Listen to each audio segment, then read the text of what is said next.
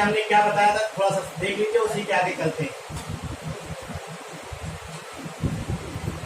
हमने बताया था कोई भी सॉलिड सब्सटेंस है, ध्यान दीजिए, कोई भी सॉलिड सब्सटेंस है जिसे आपने एडजार्बेट नाम दिया था, एडजार्बेट नाम दिया था, और इसके ऊपर चारों तरफ मॉलिक्यूलर स्पेसीज है, ठीक, इसे आपने मॉलिक्यूलर स्पेसीज कहा था, और इसी मॉलिक्यूलर स्पेसीज को आपने नाम क्या दिया था, एडजार्बेट, ठीक है। और ये मॉलिक्यूलर स्पेसीज कुछ भी हो सकते हैं, गैस या लिक्विड, तो सॉलिड या लिक्विड, गैस या लिक्विड कुछ भी हो सकते हैं मॉलिक्यूलर स्पेसीज, ठीक है भाई। तो आपका हमने क्या कहा, ये जो सॉलिड का इंटरनल पार्ट है, internal part of solid, part of solid, इसे क्या बताया था आपने, बल्क, क्यों, ठीक। तो अब देखिए मॉलिक्यूलर जो सरफेस पे आपको बताया था, ये सरफेस फेनोमेनन है, बोलो नहीं, बोलो नहीं, ये सरफेस फेनोमेनन होता है, और एट सरफेस मॉलिक्यूलर स्पेसीज की कंसंट्रेशन क्या होगी, कंसंट्रेशन जो होगी वो हाई होगी इन कंपैरिजन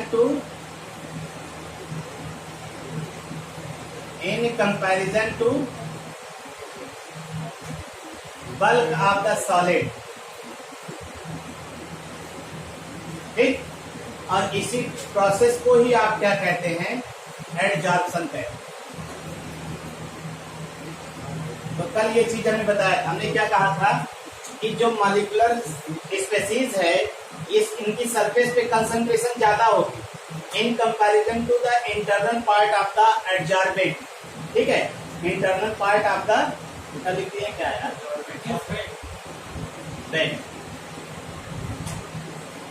ठीक। इसका जो इंटरनल पार्ट है एडजॉर्बेंट का, उसे बल्क कहते हैं। तो बल्क में कंसंट्रेशन ऑलमोस्ट नेग्लिजिबल रहेगा, और सरफेस पे कंसंट्रेशन क्या रहेगा, मैक्सिमम रहेगा, ये एडजॉर्प्शन हो गया। अगर बल्क और सरफेस पे दोनों जगह यूनिफॉर्म कंसंट्रेशन हो तो उसे क्या कहा था आपने कल, एब्जॉर्प्शन, बस अंतर यही है, इसको लेकर के हम लोग बताए थे। आज हम लोग इसकी मैकेनिज्म पढ़ने चले, कैसे एडजॉर्प्शन होता है, कैसे एडजॉर्प्शन होता है, आइए देखते हैं mechanism of adsorption. Mechanism of adsorption, कल हमने एग्जाम्पल भी बताया था आपको, तमाम एग्जाम्पल लिया था इसका एडजॉर्प्शन का, और जो है आपको एडजॉर्प्शन और एब्जॉर्प्शन दोनों का बेसिक डिफरेंस भी बताया था, दोनों का। इसके अलावा एडजॉर्बेट क्या होता है, एडजॉर्बेंट क्या होता है, और सार्प्शन प्रोसेस क्या होती है, इस सभी चीजें कल हमने आपको बताई, ठीक है। तो ये हमने यहाँ तक ये सब चीजें थोड़ा सा हमने रिकॉल किया, अब आगे चलते हैं, मैकेनिज्म की बात करते हैं। कल हमने एक एग्जाम्पल लिया था, आपको एग्जाम्पल लेकर बता रहे थे, हमने कहा कि मान लीजिए हम लोग क्या करते हैं, तालाब में नहाने कभी गए होंगे, हम लोग तालाब में नहाए होंगे, तो अब एक हम तालाब इमेजिन करते, तालाब, उसमें 4-6 लोग नहाते हुए दिखाते, ठीक है।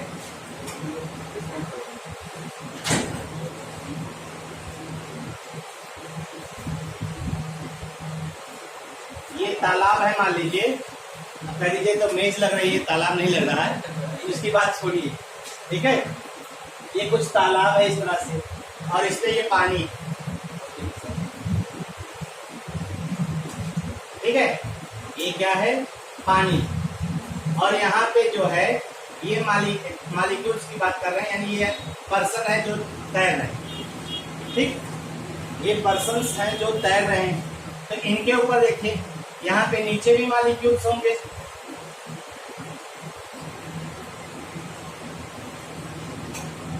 ढेर सारे ऐसे मालिक्यूल, ठीक, पानी के मालिक्यूल है, कुछ भी है। तो हमने एक किसी मालिक्यूल को ले लिया, ये बताइए इस पर नेट फोर्स कितना लग रहा है? इसके द्वारा भी अट्रैक्ट हो रहा है, इसके द्वारा भी अट्रैक्ट हो रहा है, इसके द्वारा भी अट्रैक्ट हो रहा है, इसके द्वारा भी अट्रैक्ट हो रहा है, तो इस पर नेट फोर्स क्या हो जाएगा?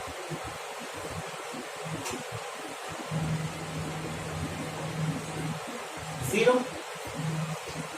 भाई जैसे आपने ऑब्जर्व किया किसी लिक्विड में एक मॉलिक्यूल को कंसीडर करिए, और जब लिक्विड का मॉलिक्यूल अगर आप कंसीडर करते हैं तो उसके सराउंडिंग भी तो लिक्विड के मॉलिक्यूल होंगे, उनके बीच में कोई ना कोई इंटरनल मॉलिक्यूलर फोर्स लगेगा। इस लिक्विड के मॉलिक्यूल से इस लिक्विड के मॉलिक्यूल में, इस लिक्विड के मॉलिक्यूल में कोई ना कोई इंटरनल फोर्स लग रहा है, और वो फोर्स हम मान के चल रहे हैं चूंकि एक तरह का लिक्विड है तो सारे फोर्स एक जैसे, सारे फोर्स क्या है? एक जैसे, इंटरनल फोर्स एक जैसे हैं, तो इधर भी उतना ही स्ट्रेंथ का फोर्स लगेगा, इधर भी उतना ही स्ट्रेंथ का फोर्स लगेगा, इधर भी उतना ही स्ट्रेंथ का, तो इसका डिस्प्लेसमेंट क्या हो जाएगा? जीरो। और जब डिस्प्लेसमेंट मॉलिक्यूल का जीरो हो जाएगा तो इस पे जो नेट फोर्स लग रहा है वो क्या हो जाएगा? जीरो। और ये कहाँ पे है? ये मॉलिक्यूल कहाँ present? Molecule present at the bulk of liquid, molecule present at the bulk of the liquid। ठीक है भाई, हमने क्या कहा? कोई मॉलिक्यूल है जो लिक्विड के बल्क में, यानी लिक्विड में जो है प्रेजेंट है बीचों बीच में, और उस पर नेट फोर्स जीरो लग रहा मतलब। अब इसके बाद देखिए, अब हम यहाँ सरफेस का मॉलिक्यूल कंसीडर करते हैं। ये सरफेस के मॉलिक्यूल को हम लोग यहाँ पे कंसीडर कर रहे हैं। ठीक, सरफेस के मॉलिक्यूल को अगर पीछे भी बैठो बैठो बैठो बैठो, थोड़ा पीछे कर लो बस, बोलवा रहे सब, ध्यान दीजिएगा इसको। हमने क्या कहा? ये बल्क इंटरनल पार्ट में किसी भी एक सेंट्रल मॉलिक्यूल को ले रहे हैं, इस पर जो नेट फोर्स है वो जीरो है। क्यों? क्योंकि जो लिक्विड के मॉलिक्यूल इसको सराउंडिंग किए हुए हैं वो उसको, इस लिक्विड के मॉलिक्यूल को अपनी तरफ अट्रैक्ट करेंगे, और इन पे लगने वाला फोर्स जो है इक्वल मैग्नीट्यूड का है, इसलिए सारे फोर्स एक दूसरे को कैंसिल करेंगे, इसलिए नेट फोर्स इस मॉलिक्यूल पे जो होगा वो जीरो। अब देखिए, हमने मान लिया एक तैरने वाले लोग, एग्जाम्पल देखिएगा उससे अभी, क्योंकि अनबैलेंस फोर्स की बात आएगी इसमें। तैरने वाले लोग हैं तो 4-6 लोग जो तैर रहे हैं तालाब में, उनको तैरना आता है, उनको तैरना आता है। तो तैरने में जरूरी भी तो है बैलेंस होना चाहिए, है भाई। आपके ऊपर देखिए, जैसे आप ये तैर रहे हैं अगर पानी में, तो आपके ऊपर जो फोर्स लग रहा है डाउनवर्ड फोर्स भी लग रहा होगा, है, और आप इसको बैलेंस करने के लिए अपवर्ड फोर्स लगाते हैं। जो बैलेंस फोर्स होगा, अगर फोर्स बैलेंस है, फोर्स बैलेंस है, अभी देखिए हम इसको सिर्फ एडजॉर्प्शन में कैसे अनबैलेंस फोर्स क्रिएट हो रहा है वो दिखा रहे हैं। फोर्स बैलेंस है तभी मॉलिक्यूल क्या होता है? लिक्विड की सरफेस पे फ्लोट करता है। अब हमने आपसे कहा कि अगर मान लीजिए इसी सरफेस पे 4-6 लोग तैर रहे हैं, तो इन पे फोर्स क्या होगा? बैलेंस होगा, तभी तैर रहे हैं। कोई एक मॉलिक्यूल ऐसा भी हो, यानी कोई एक लड़का, हमारे जैसा कोई एक आदमी ऐसा भी हो जो तैरना ना जानता। ठीक, हम सही पे तैरना नहीं जानते हैं तो अपने आप को ही ले रहे हैं। प्रांजल जानते हो तैरना नहीं? मान लो प्रांजल तैरना नहीं जानते तो प्रांजल ये तैरना नहीं जान रहे, और मान लो और बाकी 4-6 लोग जो बैठे हैं अगल बगल में तैरना जानते हैं, तो ये क्या कर रहे हैं? इनको डाउनवर्ड फोर्स ज्यादा लगेगा, बैलेंस तो कर नहीं पा रहे हैं, डाउनवर्ड नीचे जा रहे हैं, तो क्या कहेंगे? हम तो डूबेंगे सनम, तुमको भी ले डूबेंगे। पकड़ना शुरू करेंगे इनको, एक दूसरे क्या करेगा? अगल बगल वाले को पकड़ना शुरू करेंगे, और उसको क्या करेंगे? नीचे की तरफ खींचेंगे। क्या करेंगे? नीचे की तरफ खींचेंगे। अगर ये ठीक ठाक होंगे तो इनको रोक लेंगे, वरना वो भी उसके साथ साथ नीचे जाए। यही सेम चीज एडजॉर्प्शन में होता है। यही सेम चीज एडजॉर्प्शन में जो सरफेस पे मॉलिक्यूल प्रेजेंट होते, ध्यान दीजिएगा, अभी लिखेंगे इसको। ये जो सरफेस पे मॉलिक्यूल प्रेजेंट है, देखिए इनमें डाउनवर्ड फोर्स लगता है, अपवर्ड फोर्स देखिए, आप ऊपर तो मॉलिक्यूल नहीं है, अपवर्ड फोर्स कम होता है, डाउनवर्ड फोर्स ज्यादा होता है। यानी डाउनवर्ड फोर्स ज्यादा होगा तो नीचे की तरफ ये मॉलिक्यूल हमेशा प्रेजेंट रहेंगे। जैसे ही इसके कांटेक्ट में कोई गैस का मॉलिक्यूल या लिक्विड का अनदर मॉलिक्यूल आएगा, अपने आप इसको क्या करेंगे, इनके रीच में पहुंचेगा, इनको अपनी तरफ खींचना शुरू करेगा, इनको अपनी तरफ खींचना शुरू करेगा, और जिससे ये एडजॉर्बेट के मॉलिक्यूल आकर के इसकी सरफेस पे धीरे धीरे अटैच करना शुरू करेंगे। और जैसे ही सरफेस पर एडजॉर्बेट अटैच होता है, उसी प्रोसेस को हम लोग क्या कहते हैं, एडजॉर्ब। इसका मतलब है सरफेस के मॉलिक्यूल पे अनबैलेंस्ड फोर्स लगता है, अनबैलेंस्ड फोर्स लगता है, और वो अनबैलेंस्ड फोर्स को हम लोग एक और नाम देते हैं रेसिड्यूअल फोर्स। फिर से बताते हैं क्योंकि बीच में कट के आया है। हमने क्या कहा, किसी भी लिक्विड को लीजिए, कंसीडर करिए, और उस लिक्विड को ऐसे कंसीडर करिए उसमें बल्क वाले इंटरनल पार्ट में एक लिक्विड के मॉलिक्यूल कंसीडर करिए। जैसे ये है, इसके चारों तरफ लिक्विड के मॉलिक्यूल, ये डैश वाले को इमेजिन करिए, तो लिक्विड के मॉलिक्यूल चारों तरफ से इसे खींचे अपनी तरफ अट्रैक्ट कर रहे हैं, तो इस पर जो नेट फोर्स होगा वो जीरो है। इसका मतलब जो मॉलिक्यूल प्रेजेंट होगा बल्क पे, उस पे यूनिफॉर्म फोर्स लग रहा है, इसलिए नेट फोर्स उसका जीरो होगा। अब हम ले रहे हैं क्या, सरफेस पे प्रेजेंट होने वाला मॉलिक्यूल, जो मॉलिक्यूल सरफेस पे है उस पर जो है अनबैलेंस, यानी डाउनवर्ड फोर्स ज्यादा लग रहा है, अपवर्ड फोर्स कम लग रहा है, यानी एक तरफ ज्यादा लग रहा है, ऊपर की तरफ कम लग रहा है, तो अनबैलेंस्ड फोर्स हो गया। और इसी अनबैलेंस फोर्स, रेसिडुअल फोर्स की वजह से ही जो सरफेस के मॉलिक्यूल होते हैं अपनी सरफेस पर गैस या लिक्विड के मॉलिक्यूल को एडजॉर्ब करते हैं, और यही आपका क्या कहलाता है, मैकेनिज्म ऑफ एडजॉर्प्शन। बात समझा है? ये अनबैलेंस फोर्स इस पे कैसे क्रिएट हो रहा है, भाई नीचे की तरफ लग रहा है, अरे नीचे और मॉलिक्यूल भी तो होंगे, ऐसे ऐसे होंगे, तो ये नीचे की तरफ ही तो खींचेगा, लेकिन ऊपर तो कुछ नहीं है ना, ये सरफेस है ना, सरफेस के ऊपर कुछ रहेगा, सरफेस के ऊपर तो एयर के मॉलिक्यूल, गैस के मॉलिक्यूल, और नीचे लिक्विड के मॉलिक्यूल होंगे, तो यहाँ पे नीचे की तरफ फोर्स ज्यादा लगेगा, ऊपर की तरफ फोर्स कम, तो जब एक तरफ ज्यादा और कम है तो कैसा फोर्स हो गया, अनबैलेंस, और अनबैलेंस फोर्स ही रिस्पॉन्सिबल होता है किसके लिए, एडजॉर्प्शन। बात समझा है? तो आइए देखते हैं और इसको लेकर साथ चलते हैं, बनाते भी। तो हम बना दे रहे हैं, फिर उसके बाद लिखिए।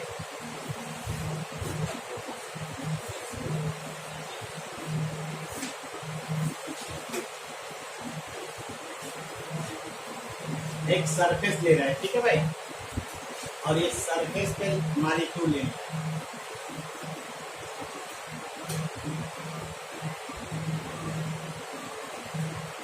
ये सरफेस मॉलिक्यूल,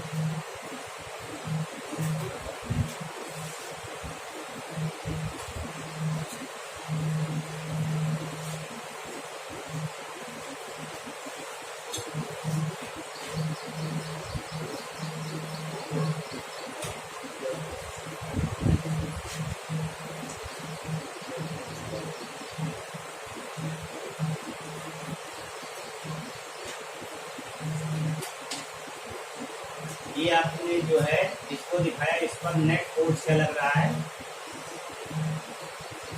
S0। क्यों?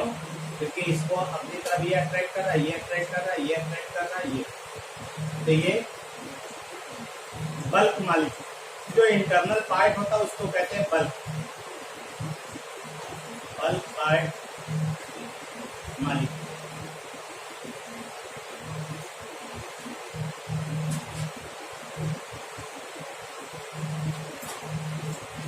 अब इस पे देखिए, हमने मान लिया ये कोई आ रहा है, इससे अटैच हो रहा है,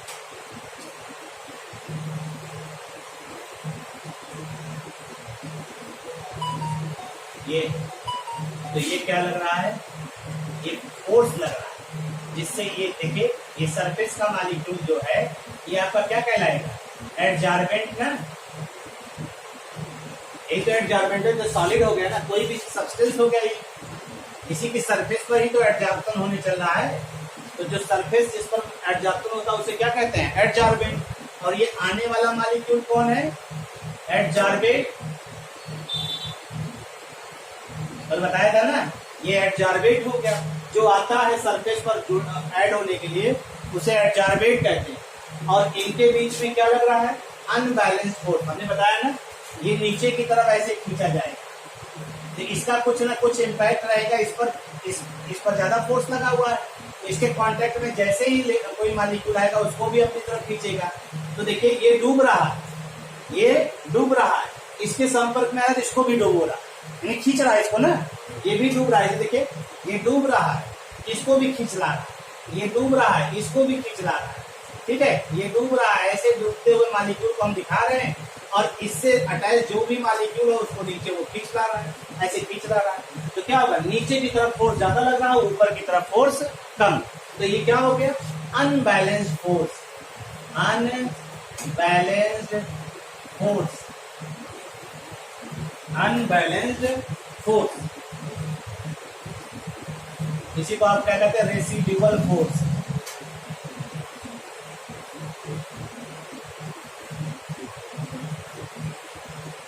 रेसिड्यूअल फोर्स ये क्या करता है, attract the molecule of, attract the molecule of adsorbate.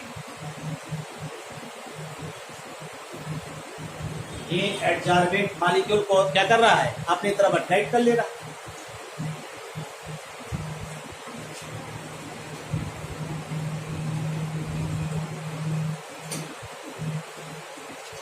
ये ऐसे समझ आया ना, है क्या कहा हमने, ये सरफेस के मालिक, ये लेयर जो है सरफेस के मॉलिक्यूल, और ये क्या है, आने वाला जो सरफेस पर एडजॉर्ब होने आ रहा, जो सरफेस पर एडजॉर्ब होने आ रहा है वो मॉलिक्यूल है, आकर के इसकी सरफेस पर एडजॉर्ब हो रहा। क्यों हो रहा है, क्योंकि हमने बताया ना, डाउनवर्ड फोर्स जो है वो ज्यादा है then upward.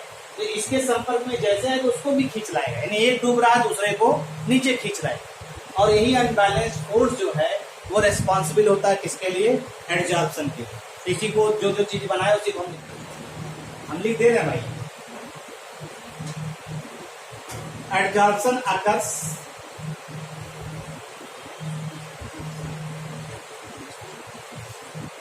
Due to,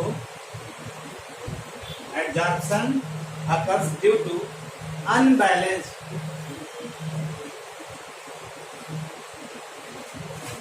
force,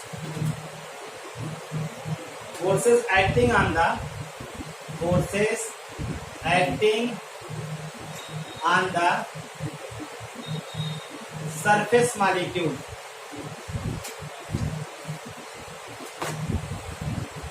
surface molecule। दूसरा, the molecule which is present in the bulk of the solid, in the bulk of the solid,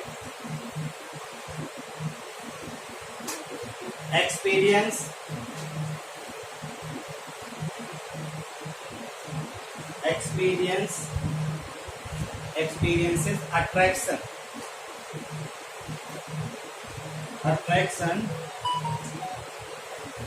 attraction forces from the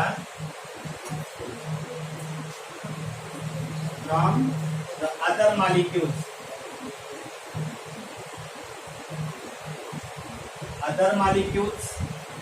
and the net force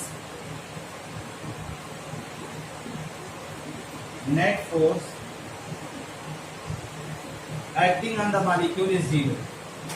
इसके बारे में बता रही है, on the molecule is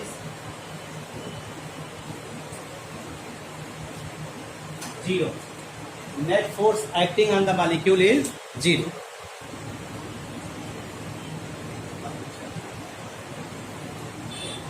net force acting on the molecule is zero। तो इसके बारे में देखिए, adsorption occurs due to unbalance force acting on the surface. Surface का मॉलिक्यूल है, ये जो सरफेस का मॉलिक्यूल है इस पे कौन सा लग रहा है, अनबैलेंस्ड फोर्स। फिर दूसरा कहा कि इसके बारे में बता रहे हैं, ना, ये बताया आपने। Next,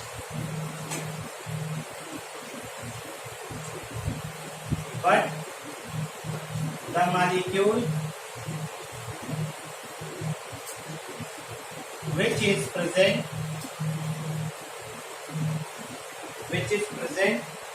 at the surface experience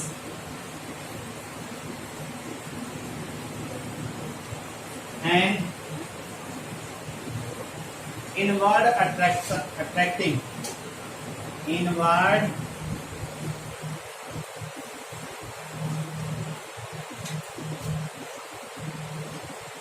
by the bulk molecule.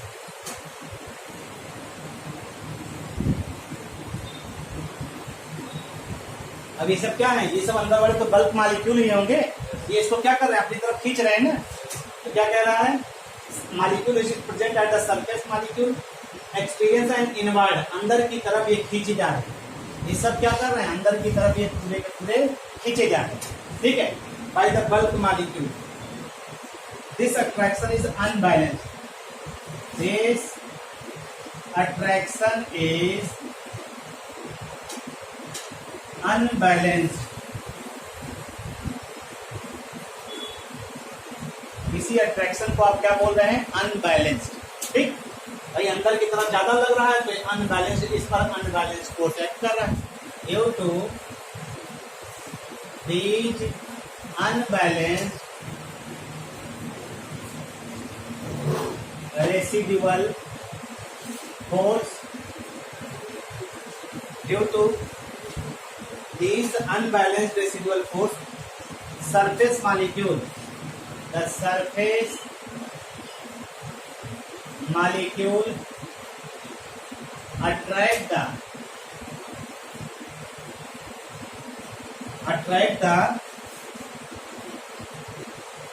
other molecule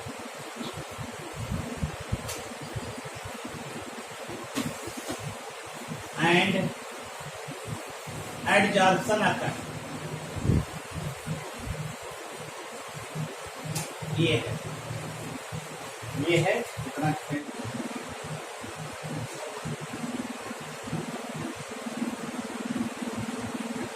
आप एडजॉर्प्शन, थर्मोडायनेमिक्स ऑफ एडजॉर्प्शन। ये तो आपको मालूम है, एडजॉर्प्शन अपने आप से होता है ना, मालूम है नहीं? अरे हम लोग ऐसे बैठे हुए हैं, गैस के मॉलिक्यूल आ रहे हैं, आपके स्किन पे अटैच हो जाते हैं, ये एडजॉर्प्शन ही तो हुआ है। डस्ट के मॉलिक्यूल आपके सरफेस, आपके जो है चेहरे पे आकर स्टिक कर जा रहे हैं, ये एडजॉर्प्शन प्रोसेस। ठीक, तो एडजॉर्प्शन स्वतः होते हैं, अपने आप से होते हैं।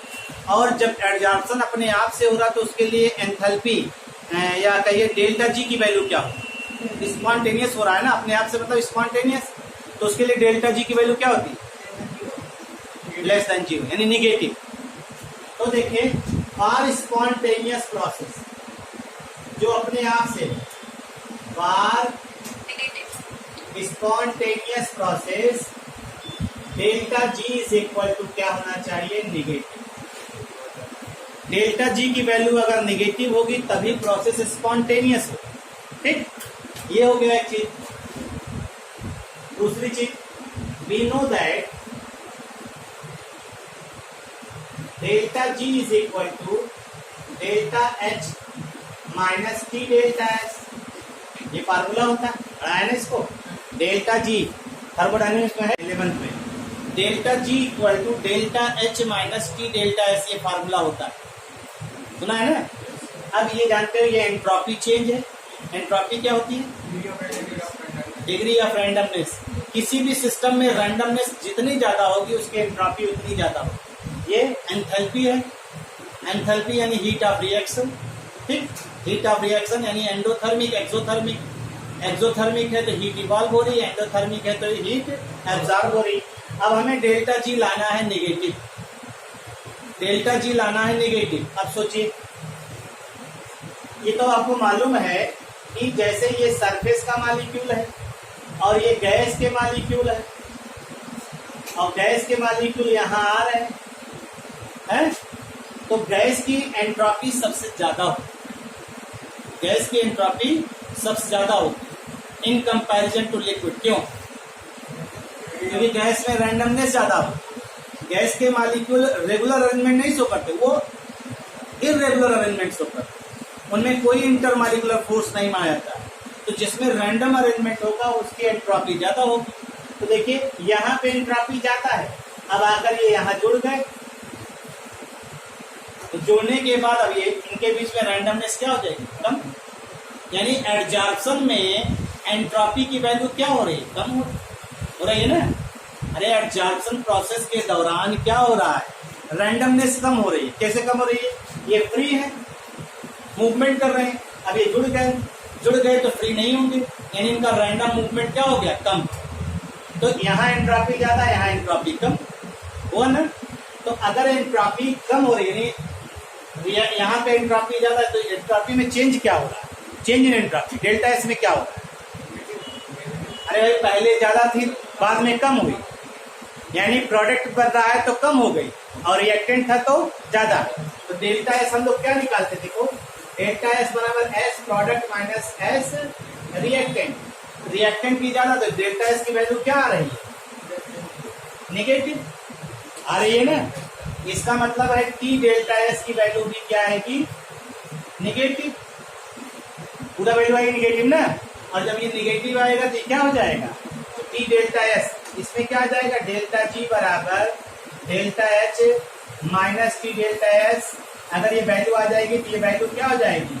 ये पॉजिटिव हो जाएगी, प्लस टी डेल्टा एस हो जाएगा, नहीं हो जाएगा ना।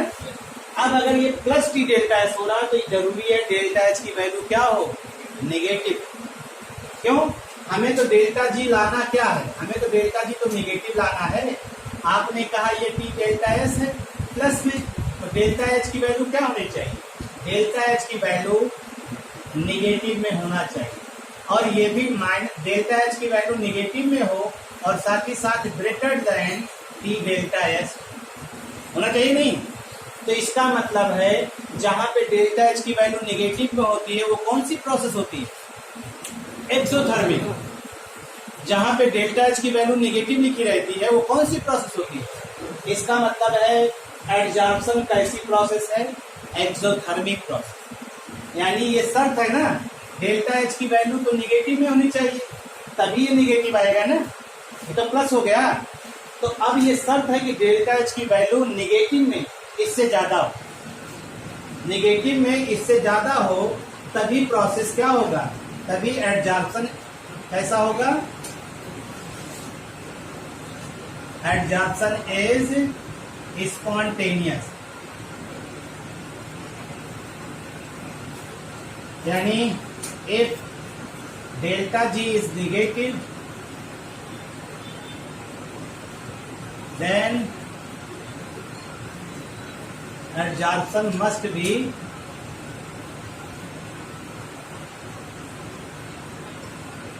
क्या होगा? स्पॉन्टेनियस।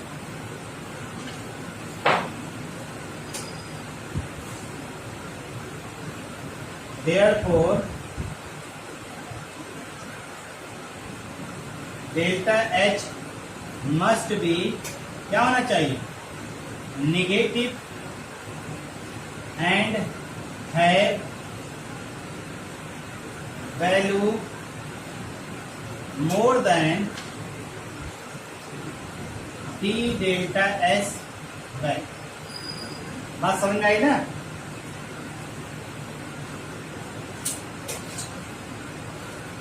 अगर आपसे कोई पूछे कि आप कैसे प्रूव करेंगे कि adsorption exothermic process, adsorption exothermic process है, तो आप बताएंगे कि एडजॉर्प्शन एक्सोथर्मिक है क्योंकि इसमें डेल्टा एच की वैल्यू क्या होती है? नेगेटिव। फिर इसको प्रूव करने के लिए एक सिस्टम बता देंगे, इसको प्रूव करने के लिए ये चीजें बता देंगे। And adsorption is an exothermic process.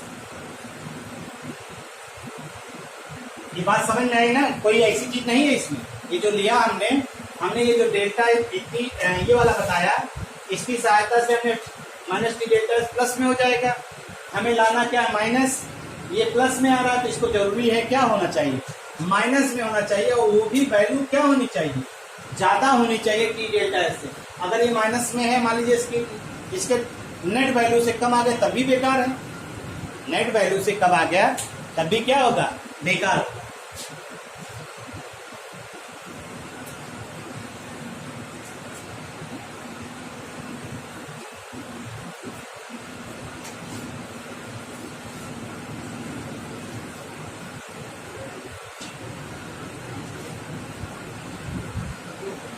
ठीक है ना।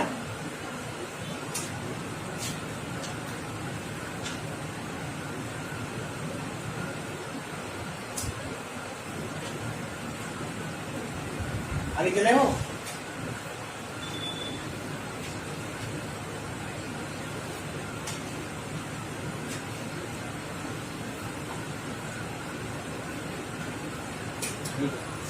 then delta G becomes negative। ये सिचुएशन होगी तभी डेल्टा जी निगेटिव है।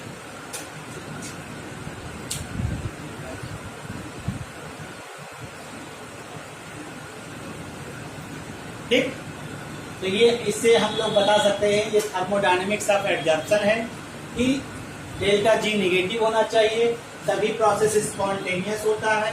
और हम लोगों ने ये फार्मूला पढ़ा हुआ है, उसकी सहायता से हम लोगों ने एक इंफॉर्मेशन ये कलेक्ट किया कि चूंकि एंट्रोपी डिक्रीज कर रही है इसलिए डेल्टा एस की वैल्यू जो है नेगेटिव में आ रही है, तो टी डेल्टा एस का जो प्रोडक्ट होगा वो पॉजिटिव हो जाएगा। तो डेल्टा जी की वैल्यू को नेगेटिव लाने के लिए जरूरी है डेल्टा एच की वैल्यू क्या होनी चाहिए, माइनस हो, और वो भी वैल्यू क्या होनी चाहिए, higher than T delta S. वो भी तभी संभव है, तभी प्रोसेस स्पॉन्टेनियस होगा, अदरवाइज स्पॉन्टेनियस नहीं हो गया। कोई दिक्कत, आगे चलें, चलिए हटा रहे हैं इसको, लिख लिया है?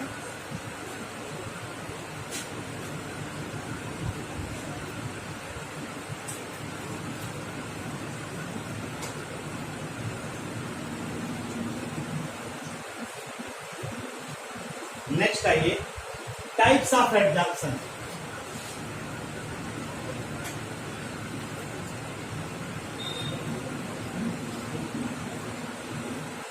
Types of adsorption. एडजॉर्प्शन के टाइप्स की बात करें, टाइप्स ऑफ एडजॉर्प्शन में अगर हम लोग चर्चा करें तो एडजॉर्प्शन में हम लोग क्या पढ़ते हैं, जैसे अभी आपने क्या कहा, दो चीजें, एक तो सॉलिड, सॉलिड हो गया जिसे आपने नाम क्या दिया, एडजॉर्बेंट, उसके ऊपर कोई मॉलिक्यूल आकर अटैच हो रहा है, इसे आपने नाम क्या दिया, एडजॉर्बेट। तो इनके बीच में फोर्स लगता है, फोर्स कैसा लग रहा है उसी को ध्यान दीजिए, तो हम लोग एडजॉर्प्शन को जो है कैटेगराइज कर सकते हैं। तो फोर्स दो तरह का हम लोग यहाँ पढ़ेंगे, एक फिजिकल फोर्स और एक केमिकल फोर्स।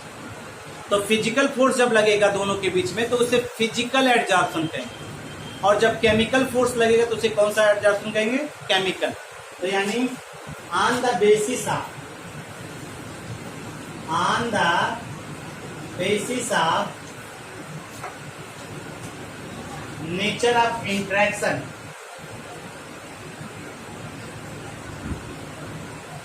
बिटवीन, इसके किसके बीच में हो, adsorbate and adsorbent, adsorbate and adsorbent. Adsorption आ रहा टू टाइप्स, टू आ रहे बात अगर तुम लोग बता रहे, टू टाइप्स। कौन कौन नाम बताए थे अभी हो तुम लोग, फिजिकल एडजॉर्प्शन,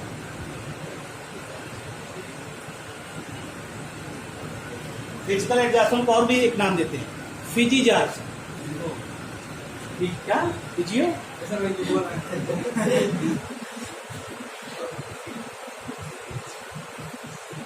फिजिजॉर्प्शन।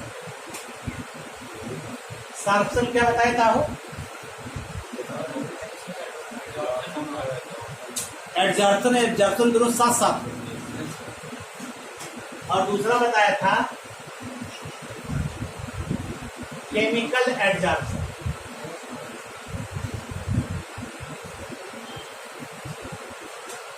अब आप इसी से अनुमान लगा लीजिए।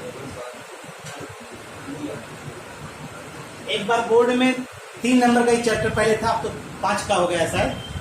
इससे यही 3 नंबर का डिफरेंस ही आ गया पूरा चैप्टर में से। बस पूरे चैप्टर में से ये 3 नंबर का सिर्फ डिफरेंस ही पूछ लिया गया। और लड़के जैसे अमूमन अभी इसमें बहुत सी चीजें ऐसी जो पढ़ने में इंटरेस्ट आती है, आदमी इसको थोड़ा सा ऐसे लाइटली टैकल किया था, जो पढ़ा था वो 3 नंबर किया, बाकी चैप्टर में से कुछ आएंगे। बोर्ड की बात कर रहे हैं, तो 4-5 साल पहले अब याद नहीं किस सन में आया था, लेकिन आया था। तो इसलिए किसी चीज को आप इग्नोर ना करिए, हमारा कहने का मतलब ये। तो पहले हम फिजिजॉर्प्शन पढ़ते हैं, केमिजॉर्प्शन के लिए हमने जगह छोड़ दिया है, अपने आप इसी को देख के उसको पढ़ लिया जाए है, और डिफरेंस भी हो जाएगा ना, डिफरेंस भी अपने आप तैयार हो जाएगा। जैसे आपने अभी कहा यहाँ पे, क्या कहा आपने, कुछ कहा तो होगा ही। फिजिजॉर्प्शन, ये सरफेस लिया, सरफेस के मॉलिक्यूल को ले लिया,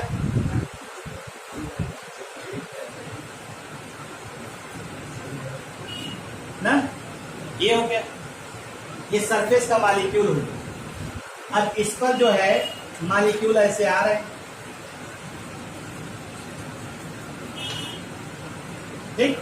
अब इनके बीच में देखिए कौन सा बॉन्ड बन रहा है, तो ये आपका जो है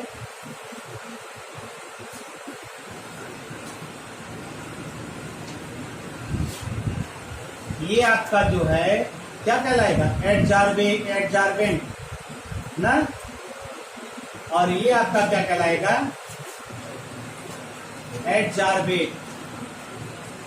तो अगर हम मान लें इनके बीच में जो फोर्स लग रहा है वो physical force,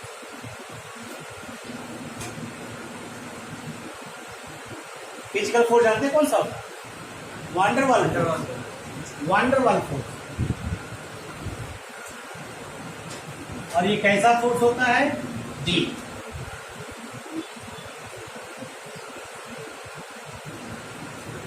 that is van der Waal force.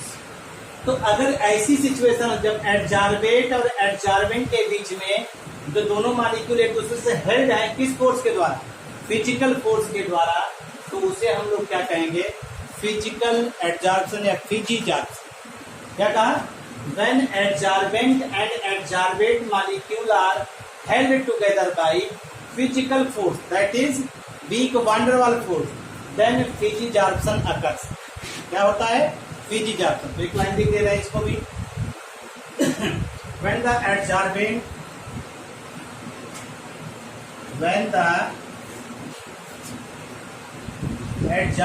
molecule are held to the adsorbent